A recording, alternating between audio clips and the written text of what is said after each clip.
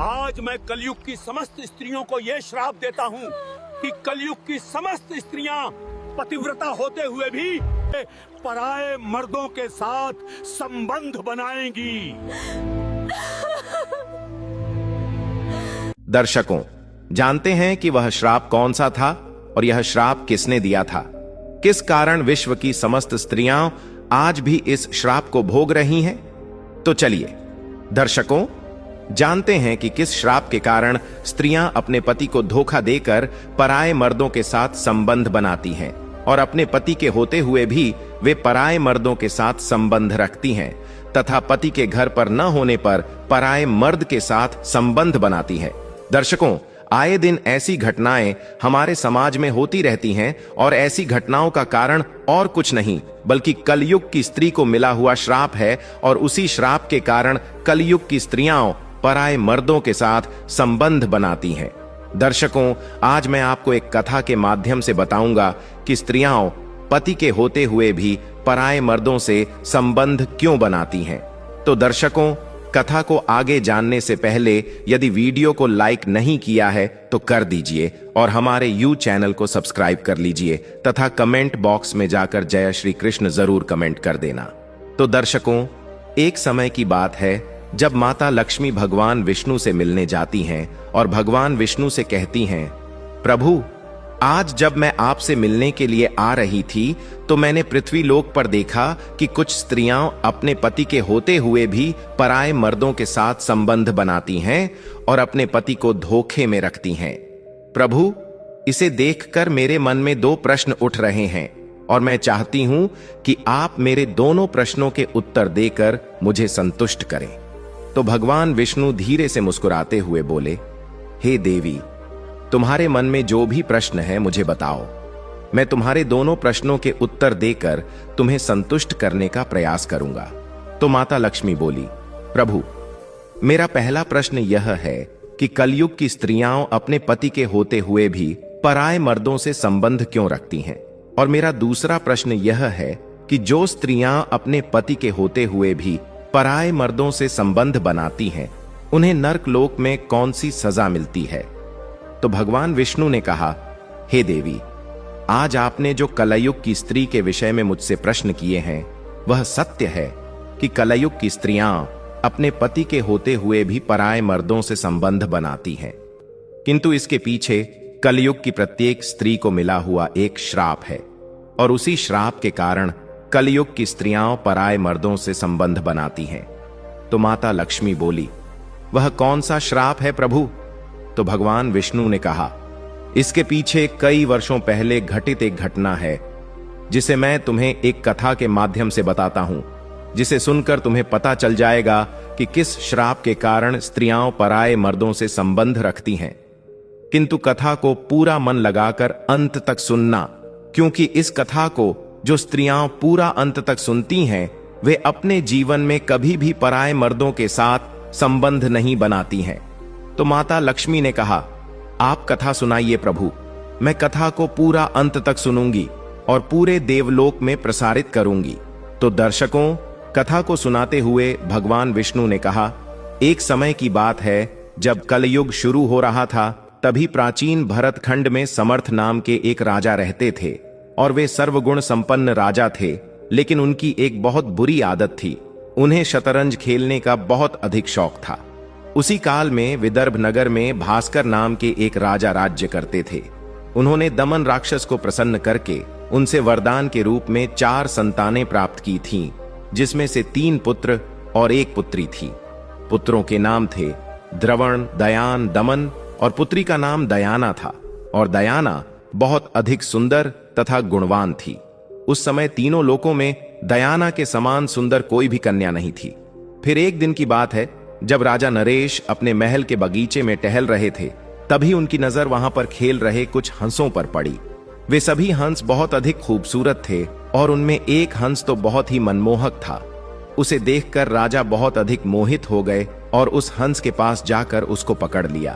तभी हंस ने राजा से कहा, हे राजन, अगर आप मुझे छोड़ दोगे तो मैं तीनों लोक की सबसे सुंदर स्त्री दयाना के पास जाकर आपके सुंदरता और गुणों का ऐसा वर्णन करूंगा कि वह आपसे प्रेम करने लगेंगी और आपसे विवाह कर लेंगी।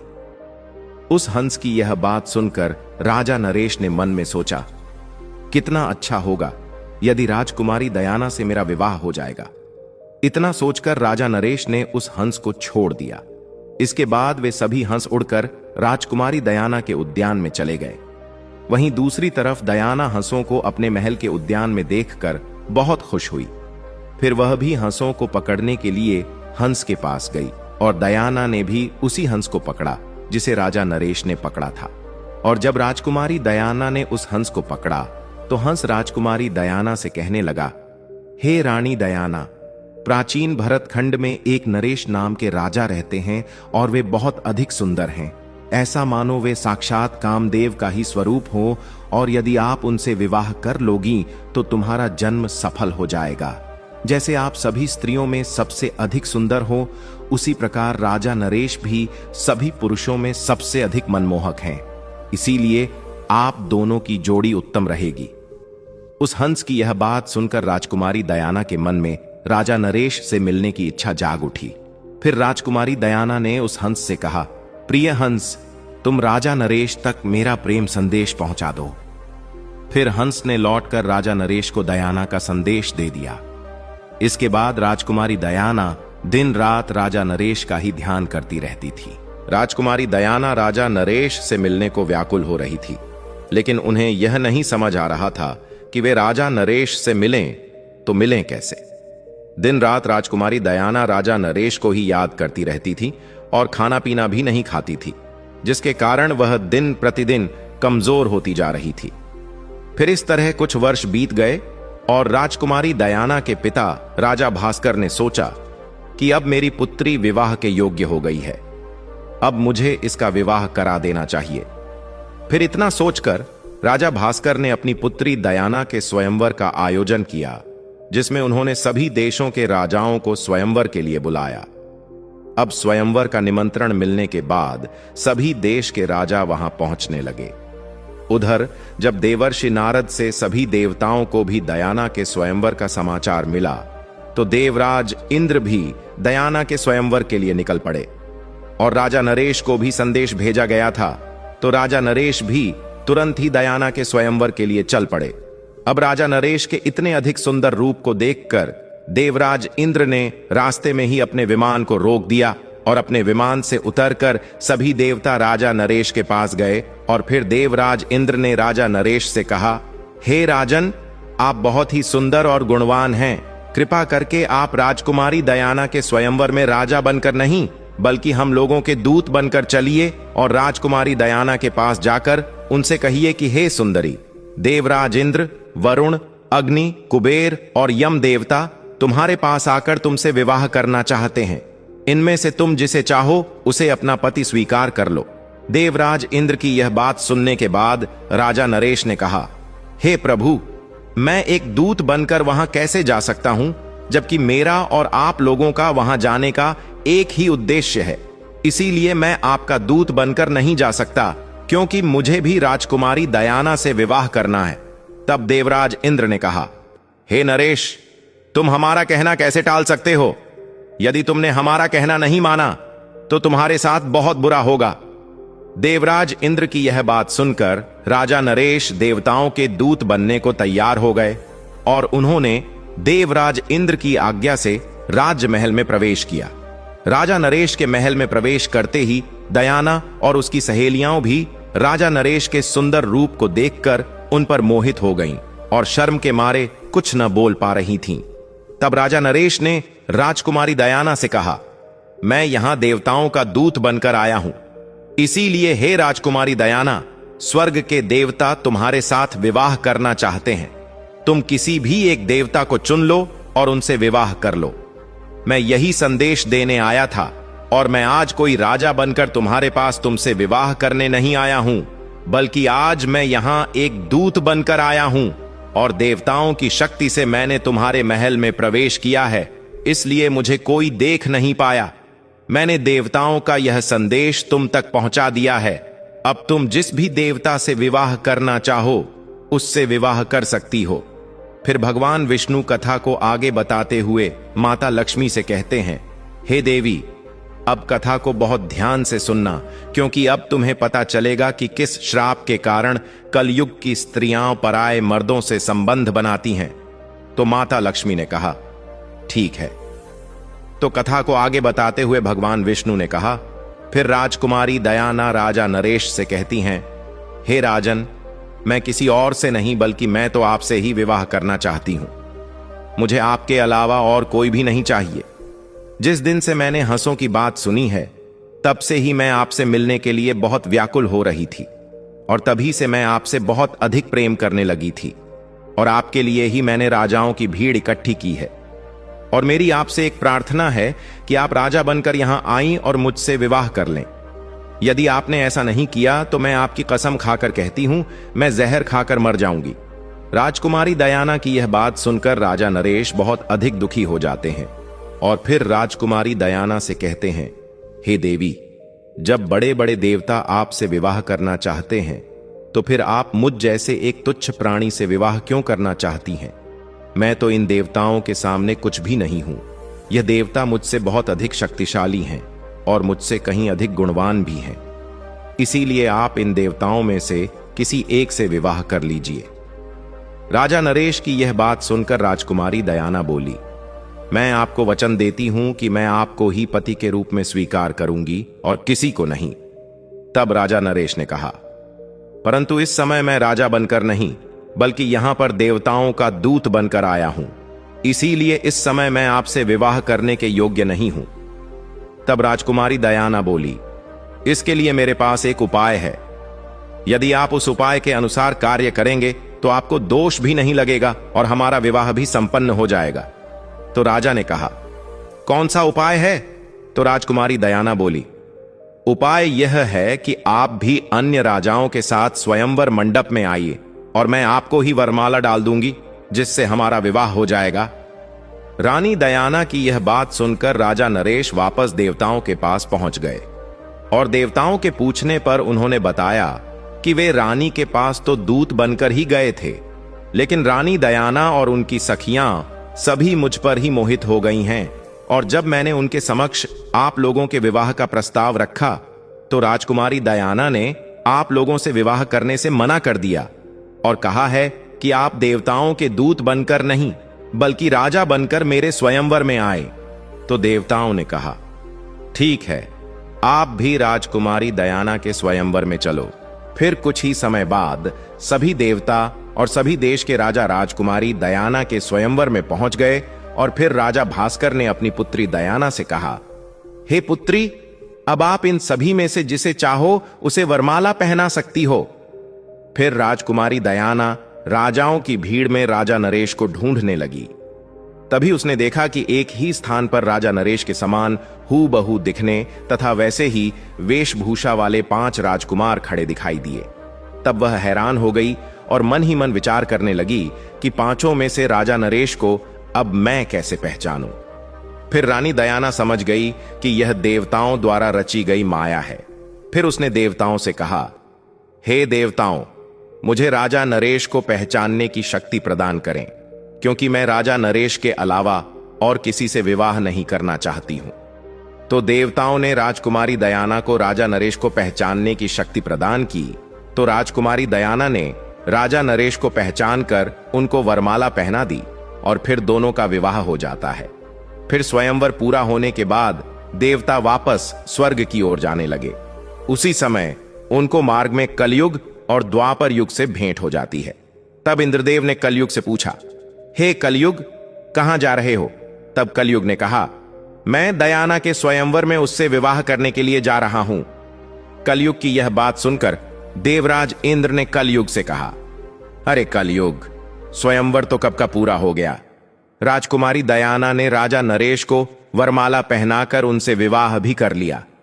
इंद्रदेव की यह बात सुनकर कलयुग बोला, यह तो अनर्थ हो गया। उसने देवताओं का घोर अपमान किया है, इसीलिए उसे इस अपराध का दंड अवश्य मिलना चाहिए। तो देवताओं ने कहा, राजकुमारी दयाना ने हमारी आज्ञा प्राप्त करके ही राजा नरेश को वरमाला पहनाया और उनसे विवाह किया है, और वास्तव में राजा नरेश सर्वगुण संपन्न और उसके योग्य वर है। इसीलिए जो भी हुआ सही ही हुआ है। फिर इतना कहकर सभी देवता आगे बढ़ गए। फिर कलयुग ने द्वापर से कहा, मैं अपना क्रोध शांत नहीं कर सकता, इसीलिए मैं राजा नरेश के शरीर में निवास करूंगा और उसे मैं राज्य विहीन कर दूंगा। उस स्थिति में वह राजकुमारी दयाना के साथ नहीं रह सकेगा। उसे शतरंज का बड़ा शौक है, इसीलिए तुम भी शतरंज के पासों में प्रवेश करके मेरी सहायता करना। तो द्वापर ने भी उसकी बात मान ली। उसके बाद द्वापर और कलयुग दोनों ही राजा नरेश के पास गए, लेकिन कलयुग को राजा नरेश के शरीर में प्रवेश करने का कोई मार्ग नहीं मिल रहा था। वह राजा नरेश के शरीर में प्रवेश करने का सिर्फ एक अवसर चाहता था। फिर इसी तरह समय व्यतीत होता गया, लेकिन कलयुग राजा नरेश का कुछ न कर पाया।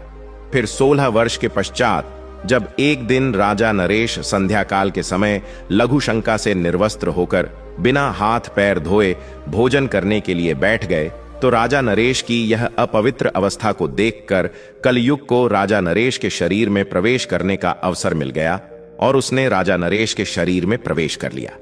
वहीं कलयुग दूसरा रूप धारण करके राजा नरेश के भाई, जो अलग रहकर अपना राज्य चला रहे थे, उनका नाम पुष्कर था, तो कलयुग पुष्कर के पास गया और उनसे कहने लगा, हे राजन, तुम अपने भाई राजा नरेश के साथ शतरंज का खेल खेलो। मैं तुम्हें वचन देता हूं, मैं निश्चित ही तुम्हें राजा नरेश का राज्य जिताने में तुम्हारी पूरी मदद करूंगा। जब पुष्कर ने कलयुग की यह बात सुनी तो उसे लालच आ गया। राज्य की लालसा में आकर पुष्कर ने कलयुग की बात मान ली और पुष्कर राजा नरेश के पास शीघ्र ही चला आया और राजा नरेश से कहने लगा, हे राजा नरेश, चलो शतरंज खेलते हैं। तो राजा नरेश ने कहा, ठीक है। फिर दोनों ने शतरंज खेलना प्रारंभ किया। फिर कलयुग ने राजा नरेश के शरीर में प्रवेश किया और पासों में द्वापर प्रवेश कर चुका था। इसीलिए राजा नरेश जुए में जो कुछ भी दांव पर लगाते वह सब कुछ हारते जा रहे थे। जब राजा नरेश की प्रजा और मंत्रियों को यह बात पता चली, तब उन्होंने राजा नरेश को रोकने का प्रयास किया, किंतु वे नहीं माने और जुए में सब कुछ दांव पर लगाते चले गए और अंत में वह सब कुछ हार गए। फिर जब रानी दयाना को यह बात पता चली तो वह राजा नरेश के पास जाकर उनसे कहने लगी, हे स्वामी, इस तरह तो आप सब कुछ हार जाएंगे, कृपया करके आप इसे यहीं रोक दीजिए। लेकिन राजा नरेश कलयुग के वश में होने के कारण रानी दयाना की एक भी बात नहीं मानी और शतरंज खेलते रहे। फिर इस तरह खेलते खेलते वह नशे में अपना सब कुछ हार गए और अब राजा नरेश के पास शतरंज में दांव पर लगाने के लिए कुछ भी नहीं बचा था। तो राजा पुष्कर बोला, अब दांव पर लगाने के लिए तुम्हारे पास क्या है? सब कुछ तो हार चुके हो, यदि कुछ और भी है तो उसे भी दांव पर लगाओ। तो राजा नरेश ने कहा, अब मेरे पास कुछ भी दांव पर लगाने के लिए नहीं बचा है। फिर शतरंज में सब कुछ हारने के बाद राजा नरेश और रानी दयाना एक जंगल में रहने के लिए चले गए और जंगल में इधर उधर भटकने लगे। फिर घास फूस से उसी जंगल में एक कुटिया बनाकर रहने लगे। राजा नरेश और रानी दयाना की हालत यह हो गई थी कि उन्हें भोजन तक नसीब नहीं होता था। फिर इस तरह जंगल में रहते रहते कुछ समय और बीत गया और उन दोनों की हालत पहले से भी ज्यादा खराब हो गई। और फिर एक दिन राजा नरेश अपनी पत्नी दयाना से कहने लगे, हे दयाना, तुम देख रही हो यहां बहुत से रास्ते हैं। यहां एक रास्ता अवंती की ओर जाता है तथा दूसरा रास्ता दक्षिण देश को जाता है। सामने विंध्याचल पर्वत है और यह कौशल देश का मार्ग है। राजा नरेश की यह बातें सुनकर रानी दयाना की आंखें आंसुओं से भर गईं और रानी दयाना ने राजा नरेश से कहा, क्या आपको लगता है कि मैं आपको छोड़कर अकेली कहीं जा सकती हूं?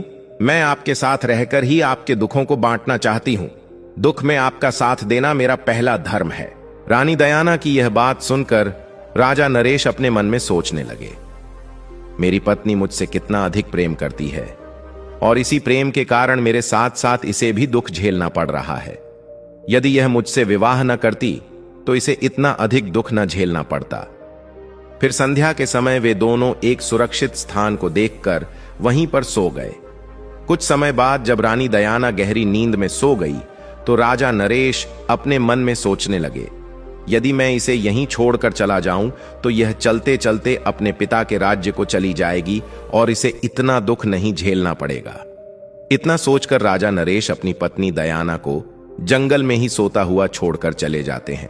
फिर जब रानी दयाना की नींद खुली तो उन्होंने देखा कि राजा नरेश वहां नहीं थे, तो उनको ढूंढने के लिए वह जंगल में इधर उधर भटकने लगी।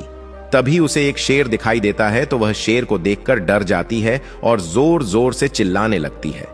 तभी उसके चिल्लाने की आवाज एक शिकारी को सुनाई देती है, तो वह शिकारी रानी दयाना के पास आता है तो देखता है कि वहां पर एक शेर खड़ा है।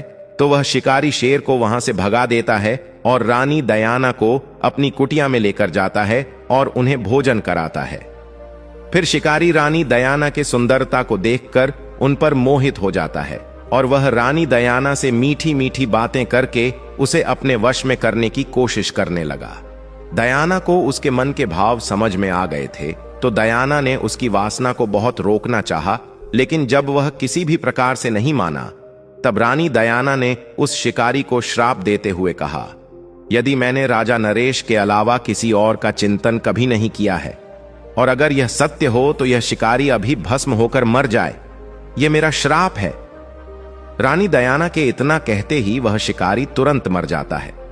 फिर रानी दयाना राजा नरेश की तलाश में उसी जंगल में इधर उधर भटकने लगी। तभी उनकी भेंट राजमहल की एक राजमाता से होती है, तो वह राजमाता रानी दयाना से कहती हैं, हे सुंदरी, तुम कौन हो और इस जंगल में अकेली क्या कर रही हो? तो रानी दयाना राजमाता से कहती हैं, हे राजमाता, मैं राजा नरेश की पत्नी हूं और मेरे पति शतरंज में अपना सब कुछ हार गए, जिसके कारण हम दोनों को यहां जंगल में आकर रहना पड़ रहा है। और मेरे पति एक दिन रात को अचानक से पता नहीं कहां चले गए हैं और उन्हीं की तलाश में मैं इस जंगल में इधर उधर भटक रही हूं। रानी दयाना की यह बात सुनकर राजमाता को उस पर दया आ जाती है और फिर राजमाता उसे अपने महल में लेकर जाती है और उससे कहती हैं, जब तक आपके पति आपको नहीं मिल जाते तब तक आप इस महल में रह सकती हैं। तो रानी दयाना उसी महल में रहने लगती हैं।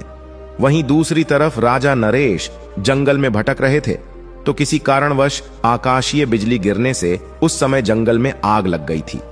तभी नरेश को किसी के चिल्लाने की आवाज आई, तो वह उस तरफ दौड़ पड़े और वहां पहुंचकर राजा नरेश ने देखा कि नागराज कुंडली मारकर बैठे हुए हैं। तो राजा नरेश ने उस नागराज से कहा, हे नागराज, आप कौन हो और इस तरह यहां पर क्यों बैठे हुए हो? तो नागराज ने कहा, हे राजन, मैं करकोटक नाम का सर्प हूं। मैंने नारद मुनि को धोखा दिया था, इसलिए उन्होंने मुझे श्राप दे दिया था कि जब तक राजा नरेश तुम्हें न उठा ले तब तक तुम यहीं पड़े रहोगे। राजा नरेश के उठाने पर ही तुम्हें इस श्राप से मुक्ति मिल पाएगी। उनके श्राप के कारण कई सालों से मैं आज भी यहां से एक भी कदम आगे नहीं बढ़ा हूं। हे राजन, तुम मेरी रक्षा करो। मैं सिर्फ देखने में ही बड़ा हूं, किंतु मैं अपने शरीर को छोटा भी कर सकता हूं। फिर इतना कहकर नागराज ने अपना शरीर छोटा कर लिया। इसके बाद राजा नरेश उस सर्प को उठाकर जंगल से बाहर ले आए। फिर करकोटक ने कहा, हे राजन, तुम अभी मुझे जमीन पर मत रखना, पहले तुम कुछ कदम गिनकर चलो। तब राजा नरेश ने 1 2 3 करते हुए यूं ही धरती पर जैसे ही 10वां कदम रखा, तभी करकोटक नाग ने उसे डस लिया। तो राजा नरेश अचंभित होकर बोले, हे नागराज, आपने मुझे क्यों डस लिया, जबकि मैंने तो आपकी सहायता की थी? तो नागराज बोला, हे नरेश, तुम्हें कोई पहचान न सके, इसीलिए मैंने डस कर तुम्हारा रूप बदल दिया है। कलयुग ने तुम्हें बहुत दुख दिया था, अब मेरे विष के कारण वह तुम्हारे शरीर में कोई भी दुख प्रवेश नहीं कर सकेगा और तुम अब निडर हो गए हो। अब तुम्हें पशु पक्षी या फिर शत्रु किसी का भय नहीं रहेगा और तुम पर किसी भी विष का प्रभाव नहीं होगा और युद्ध में हमेशा तुम्हारी ही जीत होगी। फिर इतना कहकर नागराज वहां से अंतर्ध्यान हो गए।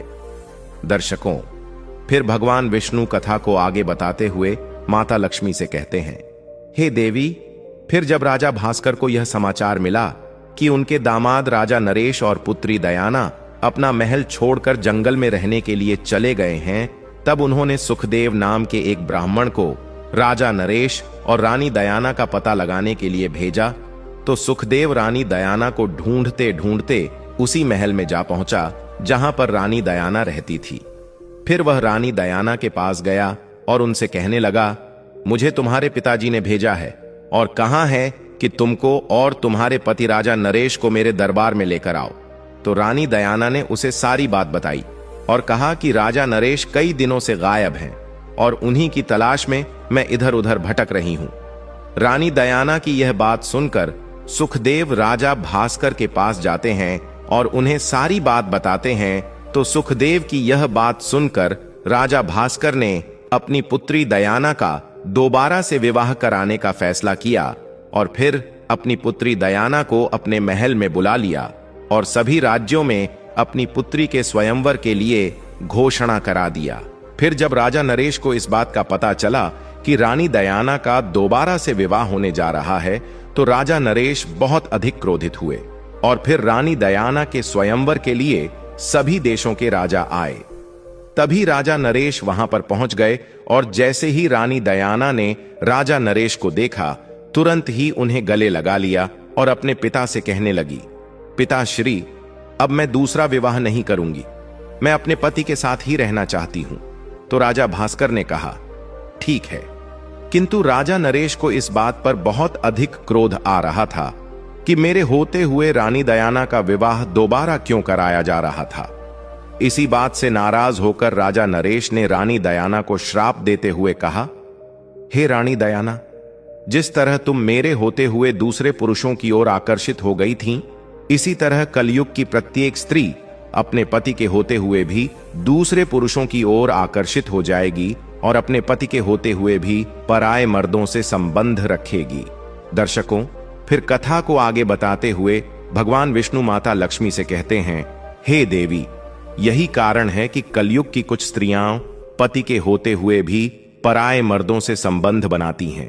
तो माता लक्ष्मी बोली, प्रभु, इससे बचने का कोई उपाय बताइए।